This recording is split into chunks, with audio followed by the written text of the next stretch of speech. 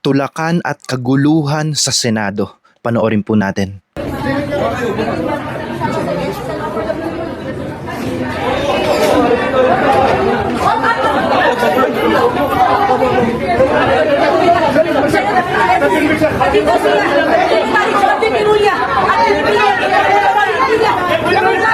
Isang mainit na balita ang gumugulat ngayon sa publiko dahil nagkaroon ng matinding tensyon at tulakan sa pagitan ng mga kilalang opisyal sa loob mismo ng Senado.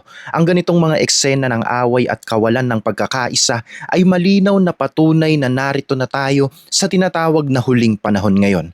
Ipinapakita nito sa atin na kahit ang mga pinakamataas na pinuno sa ating lipunan ay nagkakamali, nagkakagulo dahil sila ay mga tao lamang. Ito po ang perpektong paalala na huwag nating ilagay ang ating buong faith sa mga tao.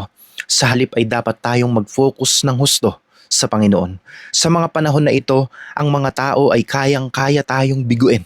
Kaya ang tanging tamang hakbang mga kapatid ay ang patuloy na pananalangin para sa ating bansa.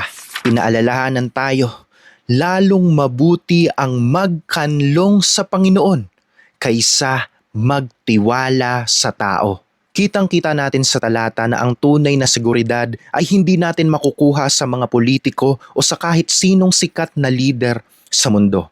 Ang mahalagang detalye na dapat nating tandaan ay ang paglipat ng ating pansin mula sa kaguluhan ng paligid patungo sa kapangyarihan ng Diyos sa pamamagitan ng pananalangin. Kapag nakatutok po ang ating puso sa Kanya at tapat tayong nagdarasal, mananatili po tayong payapa kahit pamagulo ang buong lipunan. Mga kapatid, All for Jesus family, ibaling natin ang ating buong tiwala sa Panginoon dahil siya lang ang pinuno na hinding-hindi tayo bibiguin kailanman. Amen. Ibahagi mo ang mensahe na ito and you can follow this page dahil araw-araw po tayong nagbabahagi ng patungkol lamang sa ating Panginoong Jesus.